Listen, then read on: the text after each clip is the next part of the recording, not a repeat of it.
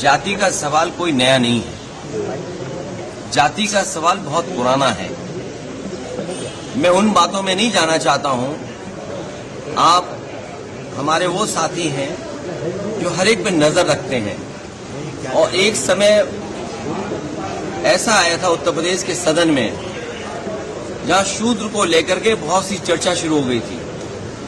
और मुझे याद है कि मैं जब मंदिर के दर्शन करने गया तो कुछ ऐसी ताकतें हैं समाज में, वो नहीं चाहते थे कि मैं हवन पूजन करूं। मैं आपसे कहूंगा साथियों कि वो जानने की कोशिश आप करना कि वो कौन सी ताकतें हैं समाज की जो किसी को पूजा पाठ के लिए, हवन के लिए उस समय रोक रही थी। और वो दिन मैं भूल नहीं सकता हूं जिस दिन मुख्यमंत्री आवास को गंगा जल से धोया गया था।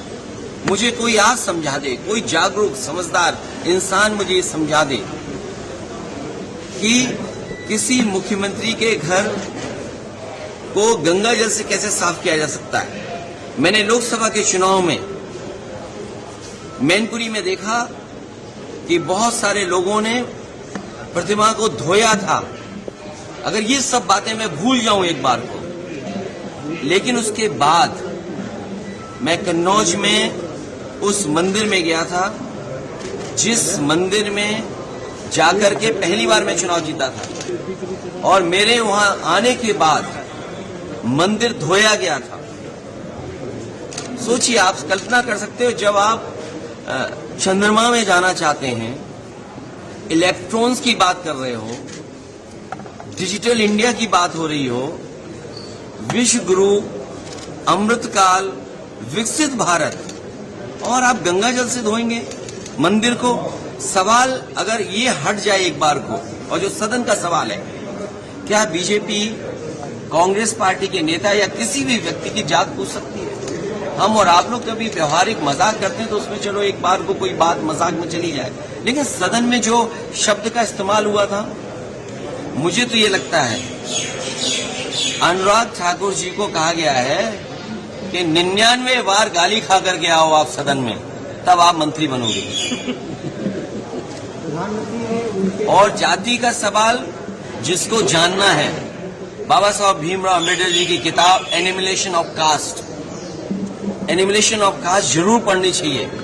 अगर कोई इस सदन में, और जिस विचारधारा से हम लोग जुड़े हैं, नेताजी जुड़ रहे हैं, डॉक्टर राम मनोहर लोहिया जी की विचारधारा को लेकर के जा रहे हैं, उन्होंने जाति तोड़ो की बात कही थी। इनके पास अगर कोई व्यवस्था हो जिससे जाति तोड़ी जा सके, बीजेपी के लोग बताएं कि जाति तोड़ो आंदोलन जो डॉक्टर राम मनोहर लोहिया जी ने चलाया था और समाज में एक परिवर्तन लाने की कोशिश की थी, क्या जाति तोड़ो आंदोलन का उनके पास कोई दूसरा है विकल्प? और फिर जिसको जाति को लेकर के शिकायत और दिक्कत और परेशानी हो, उसे आज ही किताब खरीद लेनी चाहिए मंडल कमीशन की, और उसकी प्रस्तावना पढ़नी चाहिए। और प्रस्तावना के साथ साथ हमारे संविधान की प्रस्तावना भी पढ़नी चाहिए, जिसमें सोशलिस्ट कंट्री की बात कही है, जिसमें गैर बराबरी खत्म करने का रास्ता दिखाया गया है। और जाति के आधार पर ही आपको आरक्षण क्यों दिया है? आरक्षण इसीलिए दिया कि हम जाति के आधार पर हम गरीब हैं। तो अगर ये मांग हो रही है कि जाति जनगणना हो तो कोई गलत नहीं है।